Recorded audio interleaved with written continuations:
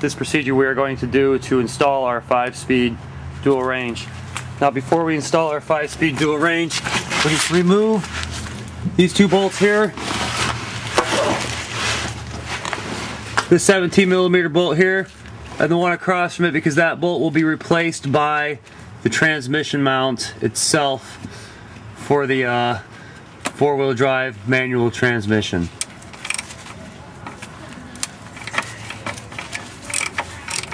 Coming out okay?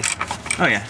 Now, sometimes with these cars it'll rust here, the threads will get rusty, and when you pull these bolts out you notice they are shorter than the manual transmission, so that's why it's important to keep your bolts from your manual transmission for the swap. Alright, we are ready to install our transmission. Being that the transmission jack itself loses a lot of headroom under the car, we're going to raise the front of the car up with the engine crane to gain the clearance to get our jack underneath the car. But having to go that much out of the way, the transmission jack does make it a lot easier as far as getting the right pitch and angle to get the transmission in there without it trying to fall off the jack and holding it up with one arm as you stick bolts through it.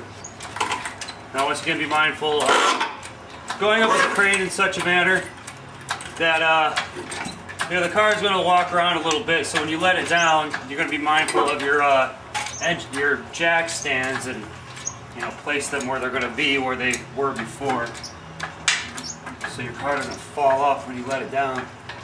Now when I do these transmissions, I do them with the shifters still attached. So as I go up, I tuck all the shifters through the hole, and it's easy to have somebody on the other end inside the car to hold on to them. But overall, it's less work than trying to bolt the shifters on after the transmission's been installed. Now once again, I'll state before, if you're going to crawl under the car, you'd only want to do so if you absolutely trust your equipment here, because my jack has no way to lock in its position, so otherwise, be ready to jump out from underneath. I'm sometimes reckless and crazy myself, but for the sake of demonstration, I will endorse safety here. Alright, now that we're low enough, I'm going to settle the car back down on its jack stands, and that'll give me all the range of motion I need for the tranny test. Right now, the chain is in the way. It is possible to tie onto the pitch stopper bracket, but you will bend that if you sling it by the crane. But if you're not worried about bending your spare tire tray, then that would be a better approach. Alright, now we can get our chain out of the way here.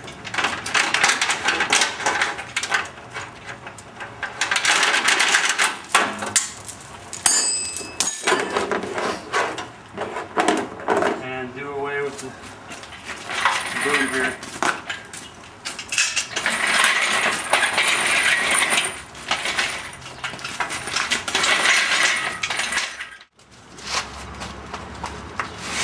Alright, now that I'm under the car, the transmission is in a relative enough position for me to wrangle it into place. I will need the bolts to go to it and start them by hand. I can pretty much start this one. Now as I go up this transmission, I want to make sure that the shifters are in their hole, otherwise I'll have to unbolt the whole thing. Alright Scott, can you raise the jack up a little bit? I'm going to articulate the other thing. Okay. Go up like a pump. Go up a little more.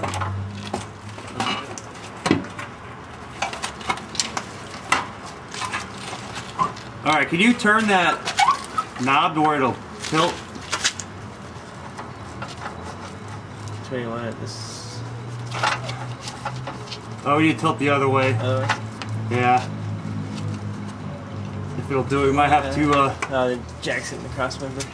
All right, lower the jack a slight bit.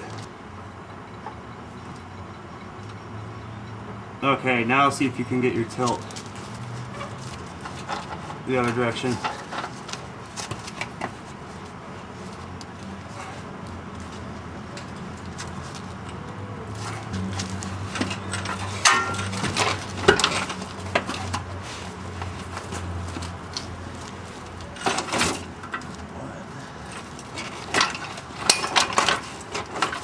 There we go.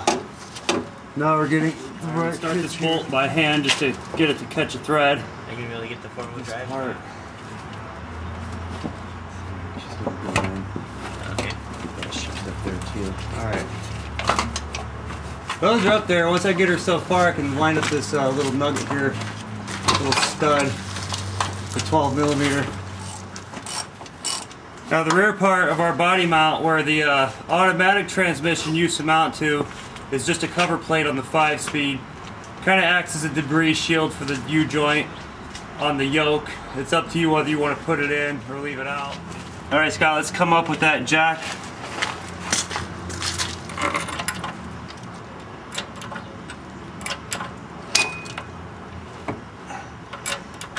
And work the tilt on it.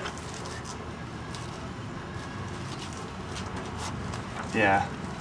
You could probably hit the crossmember lower the jack a little bit to get more tilt, I guess. Alright, try the tilt now.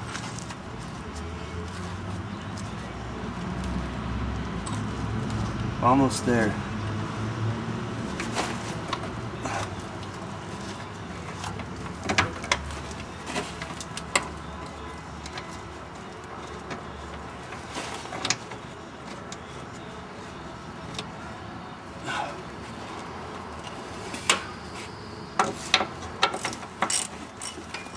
Alright.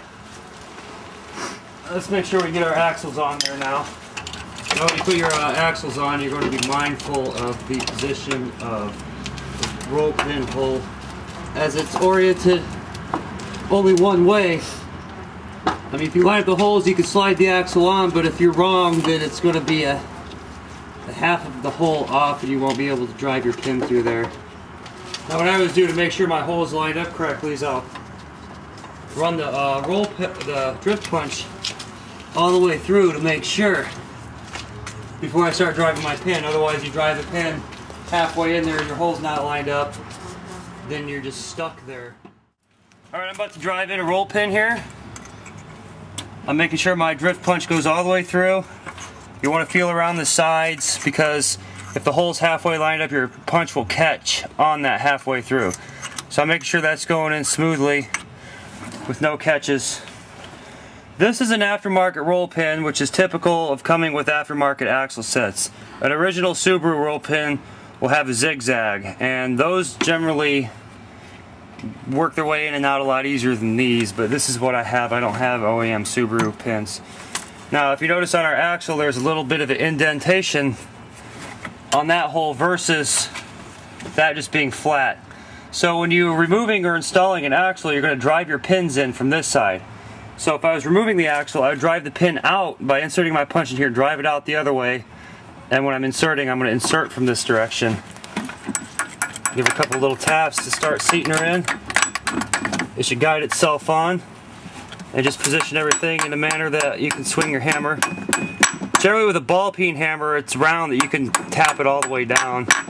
But in our case here, we're going to use the drift punch or a bolt or something to sink that in the rest of the way. If you're good at this enough and you're pulling an axle, you can drive the roll pin out most of the way, but not entirely all the way, enough that the axle will slide off but the pin is still there, so you don't have to restart it. You can just drive it through from the other direction. And just basically tap that down till it's flush, and it's flush on the other side. These roll pins don't hold any torque. All they do is prevent the axle from sliding back and forth during its suspension travel, but the splines themselves hold the torque. Usually this side is easier to get to from underneath as far as having the room to swing the hammer. Alright, going from the dimpled side. Once again, I'm going to poke my thing through and feel for a catch.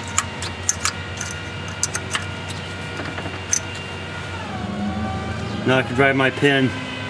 It's best for you to stick to one direction with these things when you're coming in and going out. If you can tell which end you started from, usually you'll see a little bit of hammer markings on the side it was driven in from.